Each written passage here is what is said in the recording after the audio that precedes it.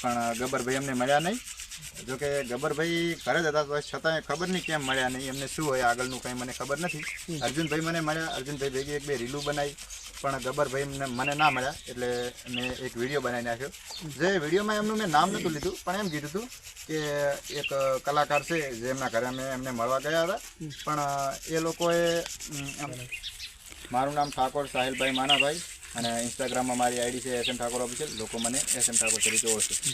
હવે તો થોડા સમય પહેલાં સોશિયલ મીડિયામાં ચાલી રહ્યો છે વિરોધ, કે તમે આમને સામે શબ્દ કલાકારો, તો શું કહેશો આનામાં, શું કહેવા માંગો? તો વિરોધ તો ચાલી રહ્યો છે, મને કોઈ પ્રોબ્લેમ નથી. વિરોધ તો એનો જ થાય જે માણસ ચાલી જાય. પણ કહેવાનો મતલબ છે કે વિરોધ ચાલી રહ્યો છે, જે વિરોધમાં લોકો મને ઠાકોર સમાજની બેન દીકરીનું નામ બગાડે છે એવું કહીને બદનામ કરી રહ્યા છે. હકીકતમાં એવું છે નહીં. ઠાકોર સમાજનું મેં મારા કોઈ પણ વિડીયોમાં નામ નથી લીધું, તો કે લોકો મને એવું કહી રહ્યા છે. તો બસ શરૂઆત કેવી રીતની થઈ, વિવાદની શરૂઆત કેવી રીતે? વિવાદની શરૂઆત જો કે અમે ગબ્બરભાઈ કલાકાર છે એમના ઘરે, એટલે અમે એમના ગામ ગયા હતા સિંગિંગ માટે, શૂટિંગ માટે અમારા સોંગના. તો ત્યાંથી એમનું ઘર નજીક હતું થોડું, તો અમને થયું કે લાવો એમને મળી આવી. તો 2 થી 3 ઓટા માર્યા, પણ ગબ્બરભાઈ અમને મળ્યા નહીં. જોકે ગબ્બરભાઈ ઘરે જ હતા તો છતાંય ખબર નહીં કેમ મળ્યા નહીં, એમને શું હોય આગળનું કંઈ મને ખબર નથી. અર્જુનભાઈ મને મળ્યા, અર્જુનભાઈ ભેગી એક બે રીલું બનાવી, પણ ગબ્બરભાઈ મને ના મળ્યા એટલે મેં એક વિડીયો બનાવી નાખ્યો.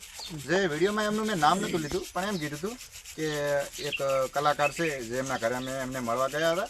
પણ એ લોકોએ અમને મળ્યા નહીં, એ લોકો અને ઘમંડી લોકો છે, મેં એવું કીધું. ત્યારનો આ વિવાદ ચાલુ થયો. હવે ઘણા લોકો ચર્ચાઈ રહ્યું છે, લોકોના બિચારા મુખ્ય સોશિયલ મીડિયામાં ચર્ચા થઈ રહી છે કે SM ઠાકોરને છરી વડે પણ હુમલો કરવામાં, તો હુમલો કોણે કર્યો? એમાં સત્ય હકીકત ઘટના શું?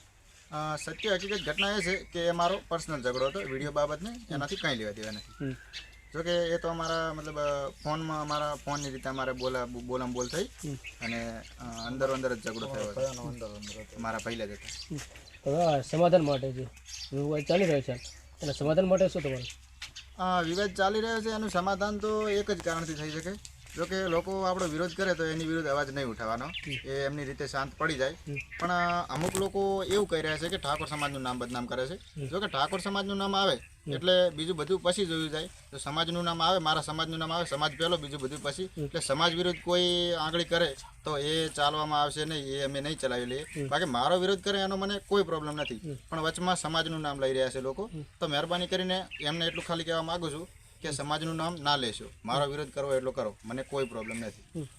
અને આજે સમાજ કરી રહ્યા છે લોકો, એનું કંઈ મતલબ એમને કંઈ ખબર નથી. જો હકીકત મિત્રો, પૂરી હકીકત જાણો અને પછી જે કહેવું હોય કહો, બાકી મારો વિરોધ કરવાનો મને કોઈ પ્રોબ્લેમ નથી. તો સમાધાન અંગે SM ઠાકોરને શું કહેવું? ગબ્બર ઠાકોર હાથ મિલાવવા હોય તો SM ઠાકોર શું કહે? આપણે નાના માણસ કહેવાય, હું ગરીબ ઘરનો છું, મને કોઈ પ્રોબ્લેમ નથી. કોઈ પણ માણસ જેનાથી મારે ઝઘડો હોય મને આવીને મળી શકે છે, આપણે પ્રેમથી સમાધાન થઈ જાય, બીજી વાત નહીં. પણ જોકે અમુક લોકોને હજી મારાથી વિરોધ છે, તો વિરોધ ના રાખશો ભાઈઓ. કોઈ પણ માણસ હોય, મારાથી કોઈ પણ પ્રોબ્લેમ હોય, તમે આવીને મને જણાવી શકો છો, તમારી બધી પ્રોબ્લેમનું સમાધાન થઈ જાય છે.